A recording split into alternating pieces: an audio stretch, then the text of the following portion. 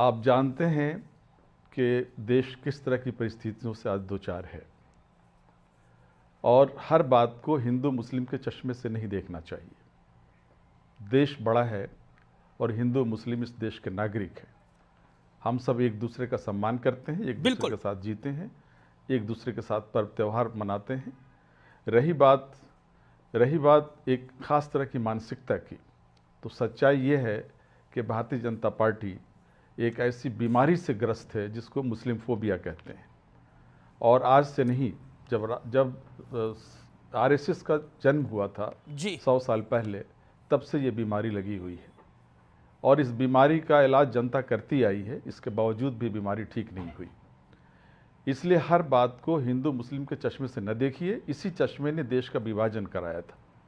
इसी तरह की राजनीति थी, देश का विभाजन हुआ था उस समय, इसी तरह की राजनीति थी। तो अब कहना क्या चाह रहे हैं? हिंदू और मुस्लिम दोनों भाई हैं इस देश में रहने वाले। नहीं, मैं इसका उत्तर तो जरा कुछ कहूंगा। जो क्रिश्चियन है, ये सब इस देश के सब नागरिक हैं, सबका सम्मान होना चाहिए।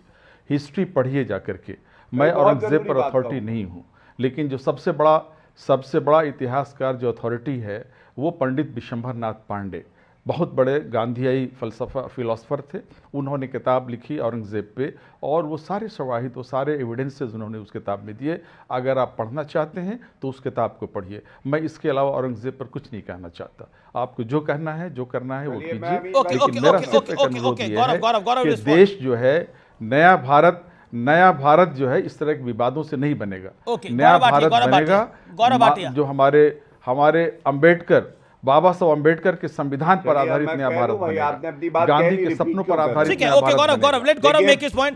सर, आपने 3 मिनट बोला, गौरव भाटिया का जवाब सुन लेते हैं अब। Gaurav Bhatia 30 seconds, sharp reply, then professor Pasha.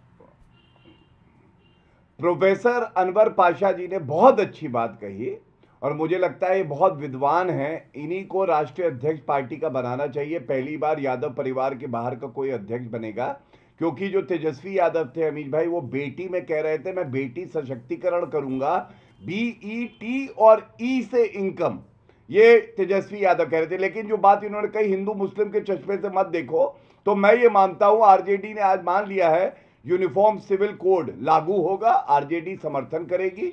वक्फ एक्ट का संशोधन जो हो रहा है वो ये समर्थन करेंगे कि होना चाहिए। तुष्टीकरण समाप्त होगा, हिंदू मुस्लिम का चश्मा उतारेगी आरजेडी। ये दूसरी बात चिंताजनक क्या है मैं आपको बताऊं, भारत जीतता है, आप भी खुश होंगे, हम भी खुश थे, लेकिन महू में हमने देखा पत्थरबाजी हुई महिलाओं पे और जो लोग जश्न मना रहे थे। ये हिंदू मुस्लिम की बात नहीं, भारत का निर्माण इस तरह की मानसिकता से करेंगे। खुश ना हो सके ये लोग कौन थे? लेके आइए ना यूसीसी, लेके आइए, लेके आइए यूसीसी। हिम्मत है तो यूसीसी लेके आइए। आज उत्तराखंड की सरकार लेके आई और वो कैसी यूसीसी है, एक दिन नहीं ठहरेगी अदालत में। आपने उसमें से ट्राइबल्स को निकाल दिया, आपने उसमें से अनुसूचित जातियों को निकाल दिया है। आपसे पूछा अनुसूचित जाति देश के नागरिक नहीं है, आपके बीच में कोई बोला था क्या? के दायरे में क्यों नहीं रखा? मेरा निवेदन है ये चैलेंज करना आप लोग बंद करें। आपने 370 पे चैलेंज करा, 370 हट गया, राम मंदिर पे चैलेंज करा, राम मंदिर बन गया। अब कह रहे हैं यूसीसी लाकर दिखाओ। उत्तराखंड में आ तो रहा है, गुजरात में तैयारी चल तो रही है। ओके, अंसार रजा पाशा साहब, मैं जातियों को यूसीसी से एक सेकंड शांत भी हो प्रोफेसर पाशा। आप लगातार पिछले 6.5 मिनट से नॉनस्टॉप बोल रहे आ रहे हैं। ऑडियो डाउन करिए अब जनाब का। पाशा साहब, आप अच्छी बात करते हैं, इसमें कोई शक नहीं है कि तालीम याफ्ता हैं आप, लेकिन खुदा के वास्ते ये चैलेंज करवाना बंद करवा दीजिए अपनी पार्टियों से कि ऐसा करके दिखाओ तो ऐसा हो जाएगा, ऐसा करके। इन्हीं चैलेंजों ने मुसलमानों का जनाजा निकाल रखा है सर। ये चैलेंज जो आते हैं ना, और फिर वो दूसरी पार्टी गुस्से में आती है, वो काम करके गुजर जाती है, हम रेल जैसी देखते रह जाते हैं। रजा साहब, आप नहीं बोल रहे हैं, ये 5,000 रुपया बोल रहा है जिसके लिए दलाली करते हैं। ये बहुत खराब है। नहीं, 5,000 रुपया बोल रहे हैं रजा साहब, आप दलाली करते हैं, भाजपा के दलाल के तौर पर आप क्या बोल रहे हैं? आप बड़े हमदर्द बनते हैं। भाषा की मर्यादा रखें कम से कम। प्रोफेसर साहब, मैं एक छोटी सी गुजारिश करूं आपसे, एक छोटी सी गुजारिश करूं कि मैं आपको इस चैनल पे चैलेंज करता हूं इस चैनल पे मैं चैलेंज करता हूं कि अगर किसी एक आदमी से हमारा भाजपा से रिश्ता साबित कर दिया, एक नहीं सुनना, एक बड़ा समाचार यार, आपने नेशनल सुनो टेलीविजन ना पे यार, इतना बड़ा आरोप लगाया बहुत है। बोल चुके हो, सुनो अब मेरी बात, नहीं, सुनो मेरी बात, बहुत बोल चुके हो तुम। मैं इज्जत से बात कर रहा हूं, दलाली हम नहीं करते। अगर तुम्हारे अंदर थोड़ा सा भी गुर्दा बाकी है तो साबित करके दिखाओ कि मैंने कभी किसी भी भाजपा के आदमी से कभी बात की हो या किसी से 1 रुपया दलाली का लिया हो, साबित करके दिखाओ।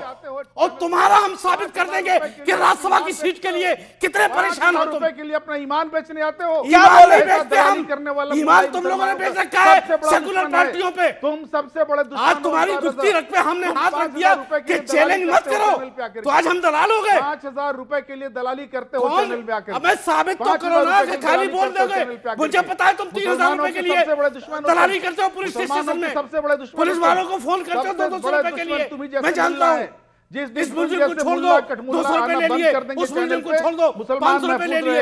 ये करते हो आप लोग बिहार में। तुम ही लोग हवा बनाते हो। हमसे क्या कर तुम ही रहे हो? लोग मुसलमानों के खिलाफ आरएसएस की बातें करते हो। अरे भाई, आरएसएस मजबूत करने अरे वाले मुसलमान तुम की जैसे तालीम की बात कर रहा है, मुसलमानों के खिलाफ बात कर रहा है। जाहिलों अरे की भाई, तरह आप बात करते अंसार हो। रजा और रशीदी में जाहिलों की फर्क तरह समझो बात भाई। करते हो। अरे अंसार रजा नाम है मेरा, रशीदी नहीं। अरे पाशा साहब, मैं वो नहीं हूं जिसको आप समझ रहे हो। अरे क्यों यार मुझे बदनाम कर रहे हो भाई? मैं आपको खूब समझ रहा हूं किसकी भाषा आप बोल रहे हैं। क्या समझ सेकुलर रहे हैं आप पार्टियां मुझे? दुश्मन हैं और आप बड़े दोस्त बने हुए। आरएसएस दुश्मन, आरएसएस दोस्त बनी हुई है मुसलमानों की। मोदी जी मुसलमानों के दोस्त बने हुए हैं। कौन और बोला? मुसलमान जो है वो दुश्मन है मुसलमानों किसने के। बोला? अरे किसने किसकी बोला भाषा बोल रहे हो भाई? आप? इन्होंने किसकी पूरे भाषा कार्यक्रम बोल में रहे नहीं हैं बोला, आप? ताउम्र नहीं किसकी बोली है भाषा बात। बोल रहे हैं आप? आपको किसकी क्या भाषा जानकारी है? आपने बोला? कहाँ? अभी कौन इसी सी चैनल दुनिया में पे रह रहे हैं आपने भैया? कहा कि सेकुलर पार्टियां मुसलमानों की दुश्मन है। तो इसमें ये क्या कौन बुरा है बोल रहा भाई? आप ही बोल रहे हैं ना, नहीं, इसमें 5,000 बुरा क्या है? इनको इसमें गाली बुरा देंगे क्या है भाई? 5,000 रुपया बोल रहा है। इसमें बुरा क्या है? इनको अगर गाली देंगे इस पार्टियां बात दुश्मन है मुसलमानों की, तो ये आरएसएस की भाषा हो गई।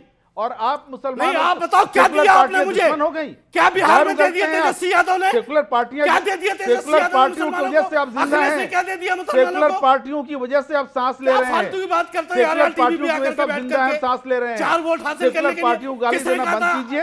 किसने आरएसएस कहा की था दलाली लालू बंद यादव से कीजिए। फालतू को भाजपा बताओ? की दलाली मुसलमानों बंद ने कहा था क्या? कीजिए। मोदी जी की दलाली बंद कीजिए।